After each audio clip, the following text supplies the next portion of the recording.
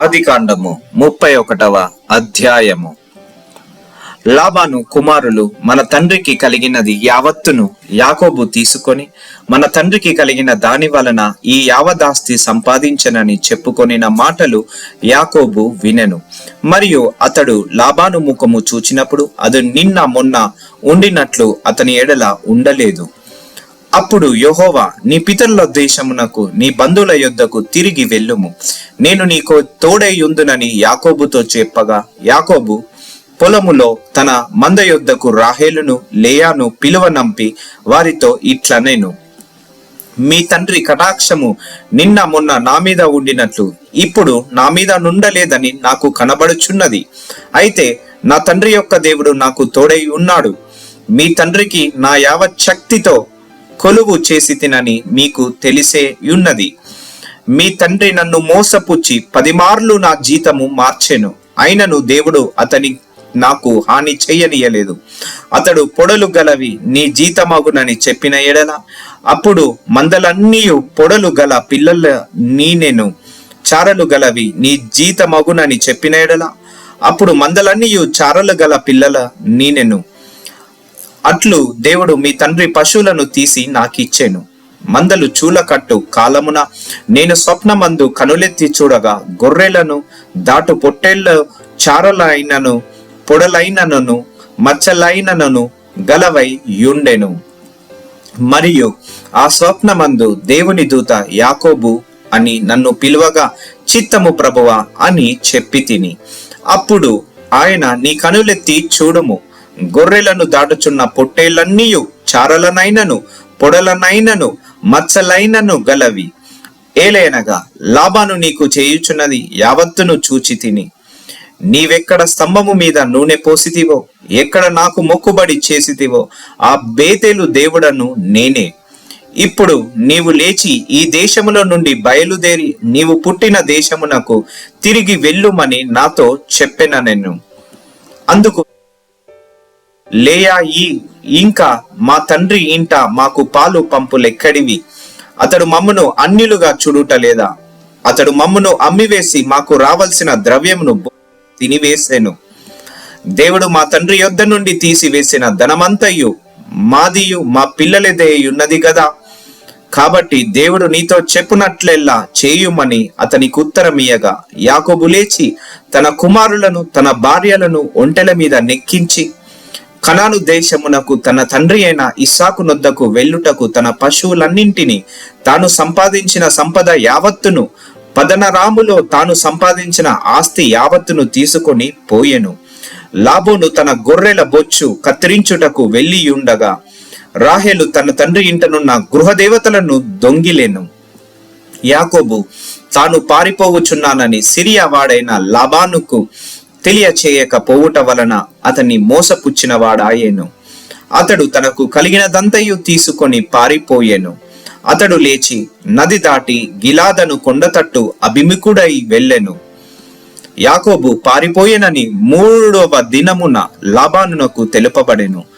అతడు తన బంధువులను వెంటబెట్టు 7 దినముల ప్రయాణమంత దూరము అతని తరుముకొని పోయి గిలాదు కొండ మీద అతన్ని కలుసుకొనెను. ఆ రాత్రి స్వప్నమందు దేవుడు సిరియా వాడైన లాబాను నొద్దకు వచ్చి, నీవు యాకోబుతో మంచిగాని చెడ్డగాని పలుకకుము, జాగ్రత్త సుమి అని అతనితో చెప్పెను. లాబాను యాకోబును కలుసుకొనెను. యాకోబు తన గుడారము ఆ కొండ మీద వేసుకొని యుండెను. లాబానును తన బంధువులతో గిలాదు కొండ మీద గుడారము వేసుకొనెను. అప్పుడు లాబాను యాకోబుతో, నీవేమి చేసితివి? నన్ను మోసపుచ్చి కత్తితో చెరపట్టబడిన వారిని వలె నా కుమార్తెలను కొనిపోవనేలా? నీవు నాకు చెప్పక రహస్యముగా పారిపోయి నన్ను మోసపుచ్చితివేలా? సంభ్రమముతోనూ పాటలతోనూ మద్దెలతోనూ సితారలతోనూ నిన్ను సాగనంపుదునే. అయితే నీవు నా కుమారులను నా కుమార్తెలను నన్ను ముద్దు పెట్టుకోనియక పిచ్చి పట్టి ఇట్లు చేసితివి. మీకు హాని చేయుటకు నా చేతనవును. అయితే పోయిన రాత్రి మీ తండ్రి యొక్క దేవుడు, నీవు యాకోబుతో మంచిగాని చెడ్డగాని పలకకుము, జాగ్రత్త సుమి అని నాతో చెప్పెను. నీ తండ్రి ఇంటి మీద బహువాంచగల వాడవై వెళ్ళగోరిన ఎడల వెళ్ళుము, నా దేవతను నేల దొంగిలింతివనగా, యాకోబు, నీవు బలవంతముగా నా యొద్ద నుండి నీ కుమార్తెలను తీసుకొందువేమో అనుకొని భయపడితిని. ఎవరి యొద్ద నీ దేవతలను కనబడునో వారు బ్రతకకూడదు.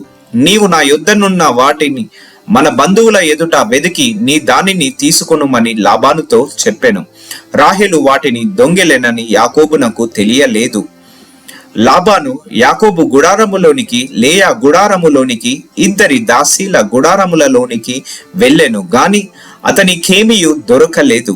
తర్వాత అతడు లేయా గుడారములలో నుండి బయలుదేరి రాహేలు గుడారములోనికి వెళ్ళెను.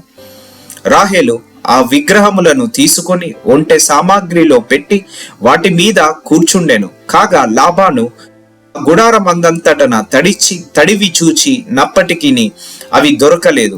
ఆమె తన తండ్రి తోతమ్మ ఎదుట నేను లేవలేనందున తాము కోపపడకూడదు, నేను కడగానున్నానని చెప్పెను. అతడెంత వెతికినను ఆ విగ్రహములు దొరకలేదు. యాకోబు కోపపడి లాబానుతో వాదించి అతనితో, నీ విట్లు మండిపడి నన్ను తరుమనేలా, నేను చేసిన ద్రోహమేమి, పాపమేమి? నీవు నా సమస్త సామాగ్రి తడివి చూచిన తరువాత నీ ఇంటి వస్తువులన్నింటిలో ఏది దొరికేను? నా వారి ఎదుటను నీ వారి ఎదుటను అది ఇట్లు తెచ్చిపెట్టుము, వారు మన ఉభయముల మధ్య తీర్పు తీర్చుదురు.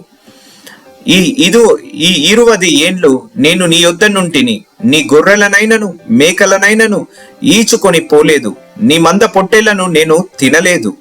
దుష్ట మృగముల చేత చీచబడిన దానిని నీ యొద్దకు తేక ఆ నష్టము నేనే పెట్టుకొంటిని. పగటి యందు దొంగలింపబడిన దానినేమి, రాత్రి యందు దొంగలింపబడిన దానినేమి నా యొద్ద పుచ్చుకొంటివి. నేను ఇలాగుంటిని, పగటి ఎండకును రాత్రి మంచుకును నేను క్షీణించిపోతిని. నిద్ర నా కన్నులకు దూరమాయెను. ఇది వరకు నీ ఇంటిలో 20 ఏండ్లు ఉంటిని. నీ ఇద్దరి కుమార్తెల నిమిత్తం 14 ఏండ్లను, నీ మంద నిమిత్తము 6 ఏండ్లను నీకు కొలువు చేసి తిని. అయినను నీవు నా జీతము 10 మార్లు మార్చితివి. నా తండ్రి దేవుడవు, అబ్రహాము దేవుడవు, ఇస్సాకు భయపడిన దేవుడు నాకు తోడై ఉండని ఎడల నిశ్చయముగా నీవు నన్ను వట్టి చేతులతోనే పంపివేసి యుందువు. దేవుడు నా ప్రయాసమును, నా చేతుల కష్టమును చూచి పోయిన రాత్రి నిన్ను గద్దించనని లాబానుతో చెప్పెను. అందుకు లాబాను, ఈ కుమార్తెలు నా కుమార్తెలు, ఈ కుమారులు నా కుమారులు, ఈ మంద నా మంద, నీకు కనబడుచున్నది అంతయు నాది. ఈ నా కుమార్తెలనైనను వీరు కనిన కుమార్తెలనైనను నేనేమి చేయగలను? కావున నేనేనును నీవును నిబంధన చేసుకుందుము రమ్ము. ఇది నాకును నీకును మధ్య సాక్షిగా ఉండునని యాకోబుతో ఉత్తరమీయగా, యాకోబు ఒక రాయి తీసుకొని దాన్ని స్తంభముగా నిలవబెట్టెను. మరియు యాకోబు రాళ్ళు కూర్చుండనని తన బంధువులతో చెప్పెను. వారు రాళ్ళు తెచ్చి కుప్ప వేసిరి. అక్కడ వారు ఆ కుప్ప యొద్ద భోజనము చేసిరి. లాబాను దానికి యగర్ షహదూతా అను పేరు పెట్టెను. అయితే యాకోబు దానికి గలేదు అను పేరు పెట్టెను. లాబాను, నేను ఈ కుప్ప నాకును నీకును మధ్య సాక్షిగా ఉండునని చెప్పెను. కాబట్టి దానికి గలేదను పేరు పెట్టెను. మరియు మనము ఒకరికొకరము దూరముగా నుండగా యెహోవా నాకును నీకును మధ్య జరుగునది కనిపెట్టునని చెప్పెను గనుక దానికి మిస్పా అను పేరు పెట్టబడెను. నీవు నా కుమార్తెలను బాధ పెట్టినను, నా కుమార్తెలను గాక ఇతర స్త్రీలను పెళ్లి చేసుకొనినను చూడుము, మన యొద్ద ఎవరును లేరు గదా, నాకును నీకును దేవుడే సాక్షి అని చెప్పెను. మరియు లాబాను, నాకును నీకును మధ్య నేను నిలిపిన ఈ స్తంభమును చూడుము, ఈ కుప్ప చూడుము. హాని చేయవలెనని నేను ఈ కుప్ప దాటి నీ యొద్దకు రాకను, నీవు ఈ కుప్పను ఈ స్తంభమును దాటి నా యొద్దకు రాకను ఉండుటకు ఈ కుప్ప సాక్షి, ఈ స్తంభమును సాక్షి. అబ్రహాము దేవుడు, నాహోరు దేవుడు, వారి తండ్రి దేవుడు మన మధ్య న్యాయము తీర్చునని చెప్పెను. అప్పుడు యాకోబు తన తండ్రి అయిన ఇస్సాకు భయపడిన దేవుడు తోడని ప్రమాణము చేసెను. యాకోబు ఆ కొండ మీద బలి అర్పించి భోజనము చేయుటకు తన బంధువులను పిలువగా వారు భోజనము చేసి కొండ మీద ఆ రాత్రి వెళ్ళబుచ్చిరి. తెల్లవారినప్పుడు లాబాను లేచి తన కుమారులను తన కుమార్తెలను ముద్దు పెట్టుకొని వారిని దీవించి బయలుదేరి తన ఊరికి వెళ్ళిపోయెను.